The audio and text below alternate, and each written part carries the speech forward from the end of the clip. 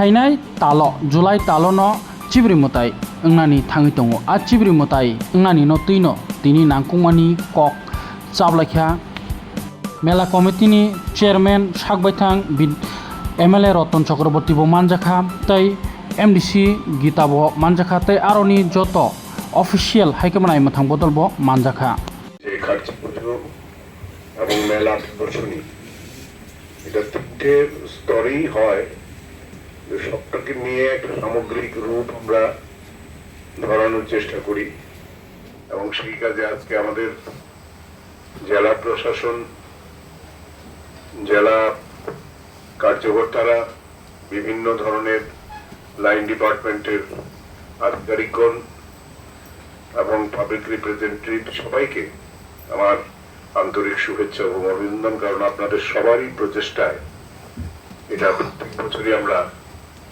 শুধু সফল না, একটা বড় উচ্চতায় আমরা নিয়ে যেতে পেরেছি, যেটা আমাদের সবার সম্মিলিত চেষ্টারই ফসল।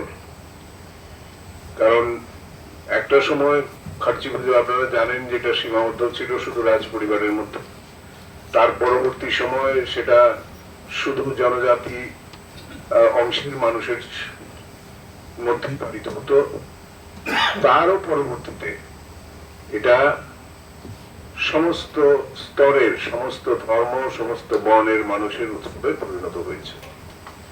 শুধু তাই নয়, সারা দেশ আজকে এই খার্চি পুজো জানে এবং সেটা আমাদের মাননীয় প্রধানমন্ত্রী থেকে শুরু করে, স্বরাষ্ট্রমন্ত্রী থেকে শুরু করে, পর্যটন মন্ত্রী থেকে শুরু করে আমাদের দেশের বড় বড় যারা আছেন বিভিন্ন পর্যায়ে, তারা পর্যন্ত এর সম্পূর্ণ সফলতা এবং শুভেচ্ছা কামনা করেন। তো স্বাভাবিকভাবেই দিন দিন আমাদের দায়িত্ব অনেক বেড়েছে এবং আপনারা জানেন যে সেখানে আজকে পর্যটন দপ্তর যে কাজ করে চলেছে এটাকে নতুন করে সাজিয়ে তোলার জন্য, যে কাজটা আগে কখনো হয়নি, পর্যটন দপ্তরের সৌজন্যে সেই কাজটা আমরা করতে পারছি, যার জন্য কিছু কিছু অসুবিধার মধ্যেও আমাদের এবারের কাজটাকে এগিয়ে নিয়ে যেতে হবে। আমি আলোচনা করেছিলাম এর আগে আমাদের ডিএম সাহেবের সঙ্গেও যে একটু ভালো করে এবার সবাইকে চেষ্টাটা নিতে হবে, কারণ আমাদের এখানে কোনো ফান্ড থাকে না, যেটা সবচেয়ে বড় প্রতিকূল অবস্থা। এখানে যেটা আমাদের স্টল বিক্রি এবং যেটা প্রদর্শনীতে সরকারি দপ্তরগুলো যারা অংশগ্রহণ করেন তাদের এই অর্থানুকূল্যেই কিন্তু এই মেলাটা পরিচালিত হয় বিভিন্নভাবে। আর স্থান সংকুলনের অভাবে আজকে বিভিন্ন দপ্তরের আমরা জায়গা দিতে হয়েছে, যার কারণে সেখানে বিনোদনের প্রশ্নেও নতুন মানে জায়গা তো দূরে থাকুক, পুরনো জায়গাগুলো আজকে প্রায় ব্লক হয়ে গেছে। তো সেটাও স্বল্প পরিসরেই হবে। তো আমার মনে হয় যে আমরা সবাই যেভাবে সিনসিয়ারলি আপনারা করেছেন, এটা শুধু মানে কর্তব্য কর্ম হিসেবে না, একজন ধর্মপ্রাণ মানুষ হিসেবেও আমাদের যে কমিটমেন্ট থাকে, কারণ এখানে যে সাংস্কৃতিক অঙ্গন সেটা অত্যন্ত শক্তিশালী।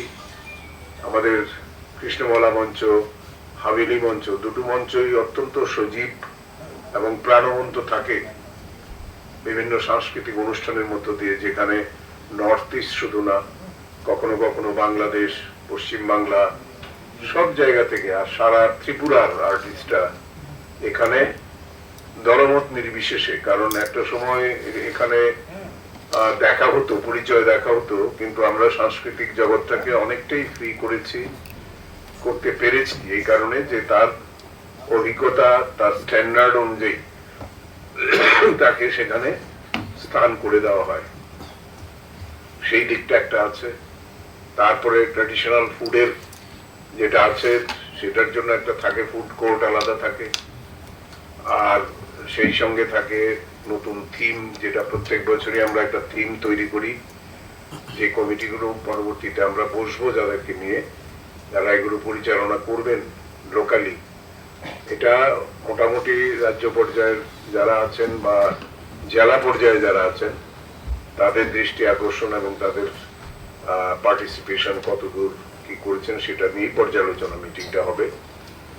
এছাড়া আমাদের ফুড সেফটির এবং যে কনভেনার ব্লক ওনারাই অডিটি ডিস্ট্রিক্ট করেন। তো আমরা শুধু ওই প্রেস ইয়েটা বিজ্ঞাপনটা আমরা দিই স্যার, হ্যাঁ, কালচারাল প্রোগ্রাম এটা তো তাহলে মিটিং এসে তো সেখানে আমরা দেখবো নেক্সট আলোচনা যখন হবে যে তখন কোথাও কোনো ঘাটতি আছে কিনা এবং কিভাবে করলে ভালো হবে সেটা অবশ্যই দেখা এটা তো একটা মিটিং মাইনাস করে নিন কে কে থাকবে সেটা কে কে থাকবে এটা কখনোই এখানকার মিটিং এ ঠিক হয় না। এখানে অনলি লাইন ডিপার্টমেন্টের কাজ যেগুলো হবে সেই কাজগুলো নিয়ে আলোচনা হবে। তাহলে পরবর্তী সময় এক্সিকিউটিভ কমিটির যখন মিটিং হবে সেই মিটিং এ স্থির হবে কারা আসবেন, কিভাবে আসবেন, কোন দিকে আসবেন।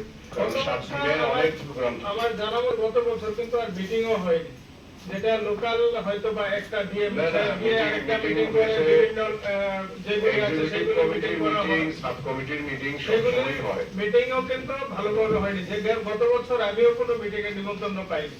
একটা মিটিং এর জায়গায় ছিল, সেটাতে আমি ছিলাম না, শিলংয়ে চলে গিয়েছিলাম। মিটিং এর মানে মাইনুটস থাকে, শিলংয়ে চলে গিয়েছিলাম, নিমন্ত্রণ করা হয়, কারা পার্টিসিপেট করেন সেগুলো সবই ডিসাইডেড থাকে। তারপর সেখানে মিটিং এর ঘোষণা নিমন্ত্রণ যেহেতু এসেছে সেটা আমরা নেক্সট মিটিং এ অবশ্যই আলোচনা করব। আরেকটা হচ্ছে আমাদের যে cultural committee 2026 is all about skills, confidence, and career-ready learning. If you want a career beyond ordinary classrooms, hospitality can be your perfect path. State Institute of Hotel Management Tripura offers industry-focused programs designed for today's generation. BSc Hospitality and Hotel Administration, Diploma in Food Production, Diploma in Food and Beverage Service, Diploma in Housekeeping Operations, Diploma in Front Office Operations.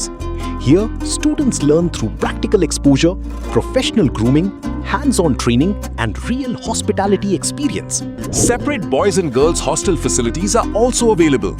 Whether your dream is hotels, tourism, airlines, restaurants, or global hospitality brands, SIHM Tripura helps you build the right foundation. Admissions open 2026-27. State Institute of Hotel Management Tripura, where passion becomes profession. आज के time में सिर्फ degree नहीं, skills और personality भी matter करती है। अगर आप एक प्रोफेशनल और फ्यूचर रेडी करियर चाहते हैं, तो हॉस्पिटैलिटी इंडस्ट्री एक स्ट्रॉन्ग ऑप्शन बन चुकी है।